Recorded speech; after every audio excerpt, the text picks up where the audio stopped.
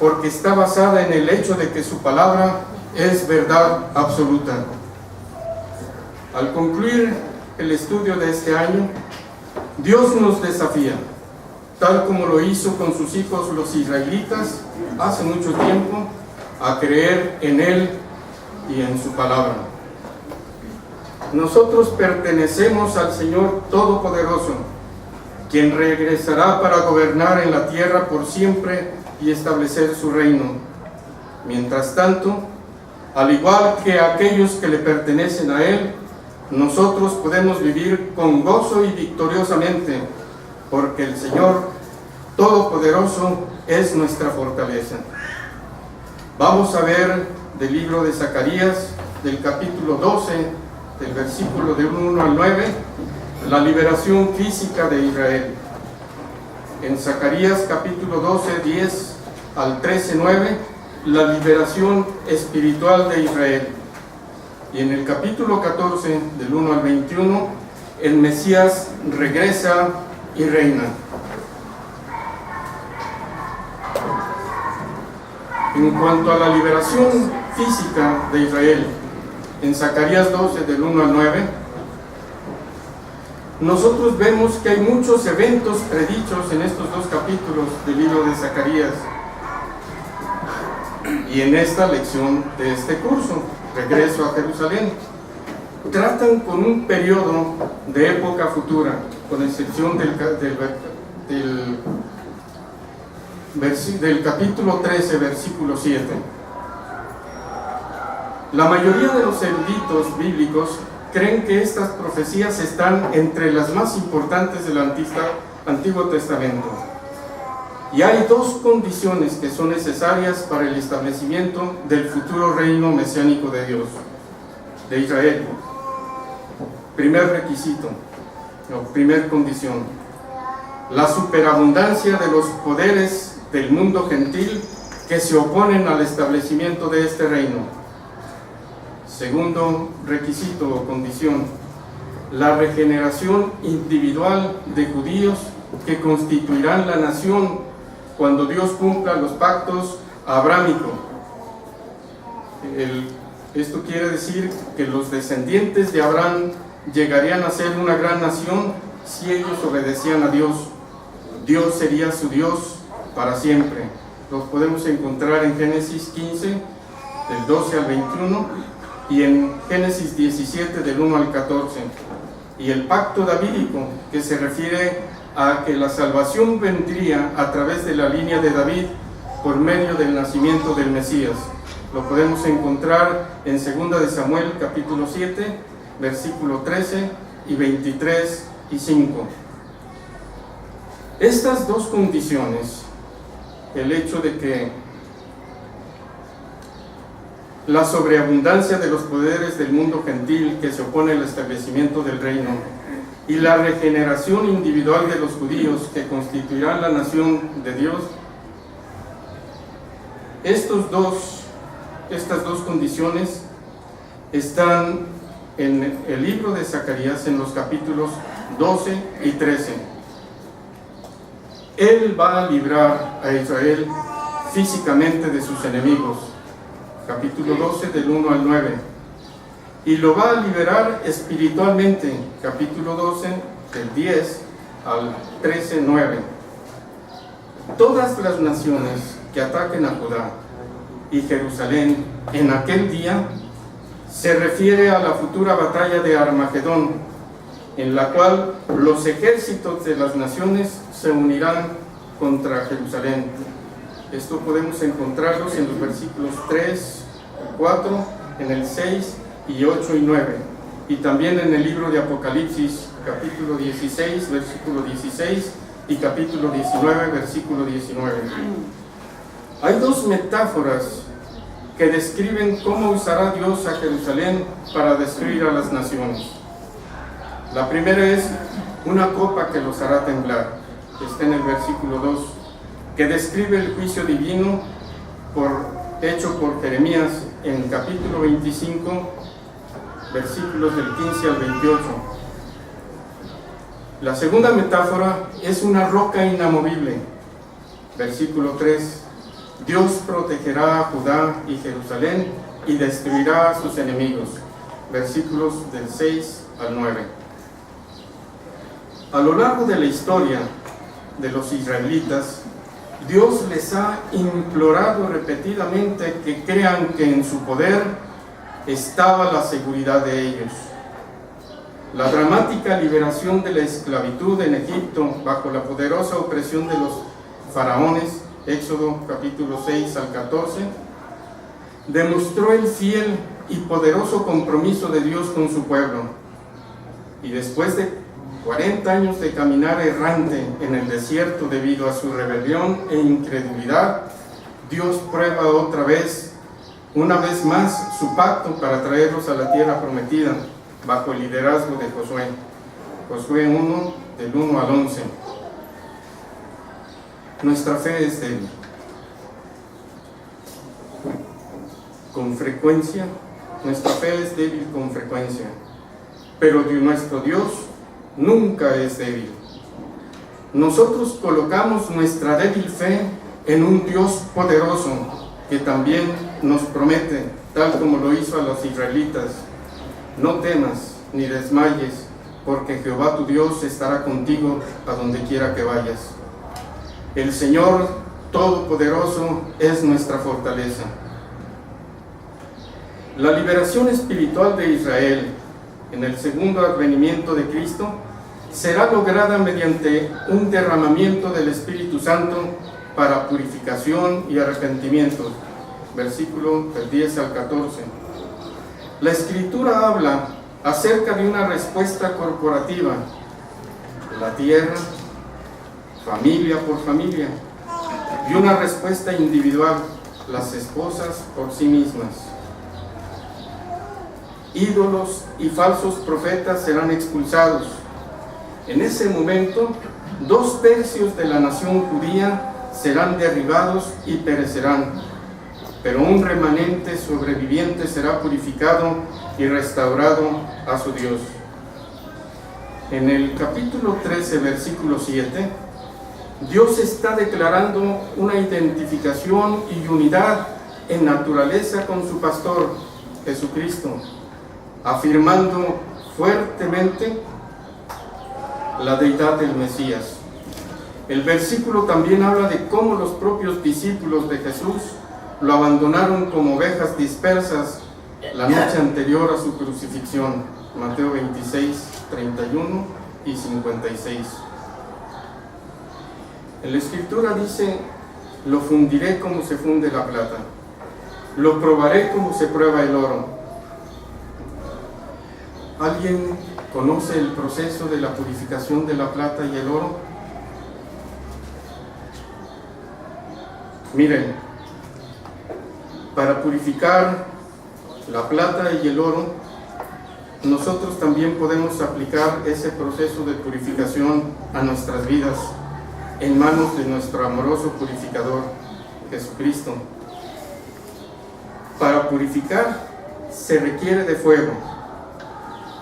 Se pone los metales en un crisol y se les somete a fuego, un fuego con una temperatura muy alta. Se alcanzan temperaturas de 3.800 grados centígrados, 3.800 grados centígrados.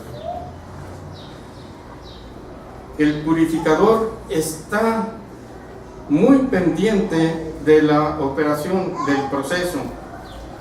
Él tiene que estar sin distraerse, viendo cómo es que el metal se va licuando y cómo es que el metal va arrojando todo lo que no es plata, todo lo que no es oro. A esto se le conoce como escoria. Y llega un momento en que el metal deja de estar duro, se va fundiendo como la mantequilla cuando la ponemos en la cacerola, se va haciendo agua, al grado de que se forma una superficie muy tersa, muy limpia. Toda la escoria queda hacia un lado. Pero el purificador está muy atento, porque hay un punto exacto para suspender el fuego, porque si se continúa con fuego, el metal se quema, ya no se purifica, sino que se quema. Entonces, ¿cuál es el punto en que el purificador dice, aquí debo de cortar el fuego? Es en el momento en que la superficie del metal sirve como espejo, refleja todo. Incluso el mismo purificador que está al pendiente se ve en la superficie del metal ya licuado. Algo muy parecido está haciendo el Señor Jesucristo en nuestras vidas. Nos está purificando con pruebas. Él está pendiente de nuestra purificación. Y Él no permite una prueba que no podamos resistir. Y juntamente con las pruebas nos da la solución a esas pruebas. Entonces, Él está cuidando de nuestra purificación y yo confío en que Él me purifique y me deje de tal manera que Él me pueda usar cuando Él quiera. No es fácil el proceso de purificación, pero nosotros podemos confiar en los soberanos propósitos de nuestro Salvador, porque en esos soberanos propósitos de nuestro Salvador podemos soportar pruebas y sufrimientos que Él permite en nuestra vida para conformarnos a su imagen. Yo me rindo bajo sus amorosas manos, porque el Señor Todopoderoso es mi fortaleza. En Zacarías 14, del 1 al 21, en este capítulo se retrata el regreso del Mesías de Israel como el Rey Divino. Esto es conocido también de otras escrituras como el reinado del Mesías en el trono de David. Esta última ofensiva a Jerusalén, en el versículo 2, también es conocida como la batalla del Armagedón. Antes, los pueblos de Judá y de Jerusalén estarán facultados para la victoria. Y antes que los ejércitos gentiles, o sea, las naciones, sean destruidos, el Señor saldrá y luchará contra esas naciones como un guerrero. Esto comienza con su aparición personal, cuando sus pies se afirmarán sobre el monte de los olivos. El Señor Jesucristo será Rey sobre toda la tierra. Un Señor, un hombre. En ese día habrá dramáticos cambios topográficos y cósmicos en la tierra, y Jerusalén nunca más será destruida. Después que Jerusalén se transforme en un lugar seguro y el reinado mundial del Mesías esté establecido, los sobrevivientes de todas las naciones irán cada año a Jerusalén a adorar. Estos son los sobrevivientes del juicio divino sobre las naciones gentiles, los que entrarán al reino de Cristo como sus ovejas. Mateo 25, del 31 al 46. Ellos estarán adorando a Jesucristo, quien gobernará en el trono de David, en Jerusalén. En aquel día, todos serán santos. En vida pública, en la Escritura se aparece como campanillas de los caballos. En vida religiosa, como las ollas de las casas de Jehová. Y en vida privada, toda olla en Judá y Jerusalén. Y no habrá profanación en el templo milenario. Este libro profético comienza con un llamado al arrepentimiento. Capítulo 1, del 2 al 6. Y concluye con la afirmación de que todo será consagrado a Jehová. Capítulo 14, versículos 20 y 21. Porque Él es el Señor Todopoderoso y el Santo. Él establecerá santidad a lo largo del milenio. ¿Qué queremos decir cuando decimos que una cosa es santa? Vea su Biblia. Esta dice Santa Biblia. ¿Qué la hace santa? La tierra de Israel es llamada Tierra Santa, y la ciudad de Israel es llamada la Ciudad Santa. ¿Por qué? Existe una cualidad que a las tres son comunes. Todas ellas pertenecen a Dios. La Biblia es el libro de Dios. Israel es la tierra de Dios. Jerusalén es la ciudad de Dios. Todas ellas son propiedad de Dios. Es por eso que son santas. Ellas pertenecen a Dios. Si usted ha recibido al Mesías Jesucristo como su Señor y Salvador personal, usted también pertenece a Dios. Por tanto, usted también es santo. Él lo ha limpiado, perdonado de sus pecados y traído a su reino mediante su poderoso poder obrando en usted. El Señor Todopoderoso es en efecto su fortaleza y la mía. En 1 Crónicas 29:12 dice: en tu mano está la fuerza y el poder, y en tu mano el dar grandeza y poder a todos. Créalo y actúe con ello. Medite también en el poema de Anna L. Warren: cuando no tengo nada en mis manos con lo cual servir a mi Rey, cuando tu mandamiento me encuentra débil y queriendo todo, mi alma, por la grandeza de tu obra, se levantará divinamente libre. Entonces te serviré con lo que tú tienes y me rodearé de ti. ¿Cómo enfocar semejante fuerza bendita? Primero que todo, a través de una firme voluntad para no rechazar nada de lo que Dios requiere de nosotros y no hacer nada deliberadamente que pueda desagradarle. Después, debemos aprender a asumir nuestras faltas humildemente como prueba de nuestra debilidad y usarlas para aumentar nuestra confianza en Dios y nuestra desconfianza en nosotros. Tampoco debemos ser desalentados por nuestra miseria o rendirnos ante el pensamiento de que no podemos hacer o producir nada especial. Al admitir eso de nosotros, ¿no estamos recordando que Dios es todopoderoso y que a través de Él podemos hacer cualquier cosa que Él quiera requerir de nosotros? Cuando las cosas iban bien, los israelitas se tomaban el crédito, pero no fue por poder militar o superioridad moral lo que causó sus victorias. El Señor dice: no con ejército, ni con fuerza, sino con mi espíritu, ha dicho Jehová de los ejércitos.